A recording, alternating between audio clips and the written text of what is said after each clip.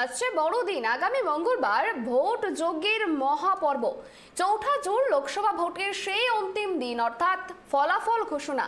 ২৪-এর মহারণে বাঁকুড়ার কার দখলে যাবে সিংহাসন, সেদিকেই নজর রাজনৈতিক মহলের।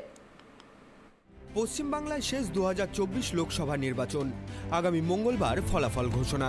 ২০১৯-এর লোকসভা নির্বাচনে বাঁকুড়া লোকসভা কেন্দ্রটি তৃণমূলের হাত থেকে বিজেপি ছিনিয়ে নিলেও এবার এই আসনে ত্রিমুখী প্রতিদ্বন্দ্বিতা হয়েছে বলেই মনে করা হচ্ছে। এবারে বাঁকুড়া লোকসভা কেন্দ্রে বিজেপি ফের প্রার্থী করেছিল বিদায়ী সাংসদ ডক্টর সুভাষ সরকারকে। তিনি বলেন, ভোট শেষে ফ্রেশ মুডে রয়েছি, বেশ কয়েকদিন ব্যস্ততার মধ্যেই কাটলো। জনগণের আশীর্বাদ তার সঙ্গেই রয়েছে এবং তিনি জিতছেন বলে দাবি করেন। কিভাবে কাটাচ্ছেন? একদম খুব ভালো মুডেই আছি। তার সঙ্গে সঙ্গে যেটা হচ্ছে, মানে আমাদের বিশ্রাম বলে কিছু নেই, একটার পর একটা দায়িত্ব।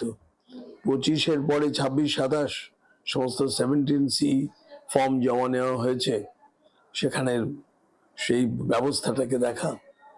আর এটা শুনলে অবাক হবেন, আমাদের 1945টা 17C ফর্মই আমাদের কাছে ফিরে এসেছে।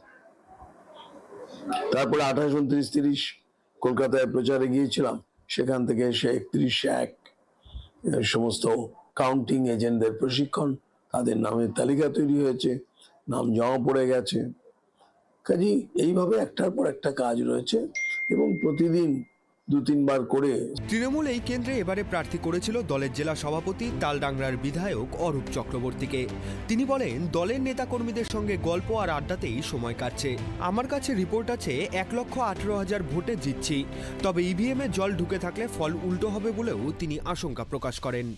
গল্প করে, আড্ডা করে, আলোচনা করে, পর্যালোচনা করে, কর্মীদের সঙ্গে ডিসকাস করে, ব্লক সভাপতিদের ডেকে আলোচনা করে করেছি। টাইম পাস হয়ে গেছে। কি এখন পাচ্ছেন? কর্মীরা কি বলছে? কর্মীরা বলছে জিতবেন, 1,18,000 ভোটে জিতবেন। আমি আমাকে যা রিপোর্ট দিয়েছি, আমি যদি অর্ধেক বাদ দিই তা বলছে 60,000, 4 আনা পেলেও 30,000, হারার কোনো চান্স নেই। খুশি? আপনি খুশি?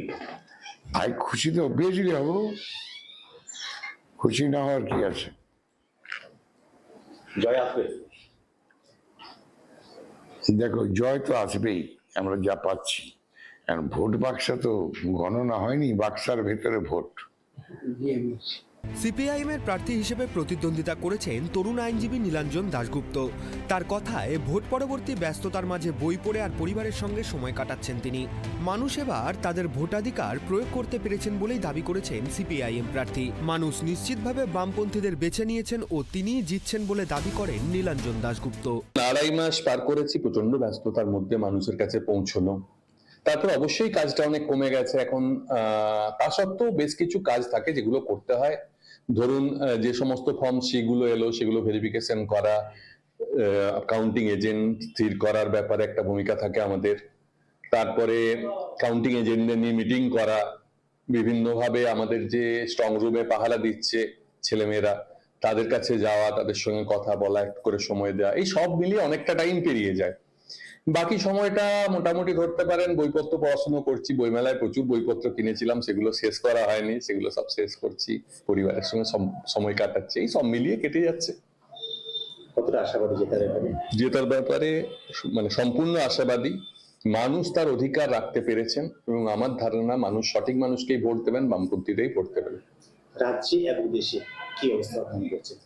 দেখুন, রাজ্যে যেটা আমার মনে হয় যে বামপন্থীদের শক্তি বৃদ্ধি ঘটবে এবং দেশে, সারা দেশে যদি মনে করেন যে আপনার ইন্ডিয়া জোট জিতছে এবং বিজেপির। ভোট পর্বের শুরু থেকেই 3 শিবিরের টক্কর। নির্বাচনের দিন পর্যন্ত সমানে সমানে চলেছে। জনতার রায় জেতার দৌড়ে কে আগে থাকবে তাই নিয়ে ফল ঘোষণার আগে দোলাচল তুঙ্গে। তবে বাঁকুড়ায় কার মঙ্গল হবে সেদিকেই নজর রাজনৈতিক মহলের।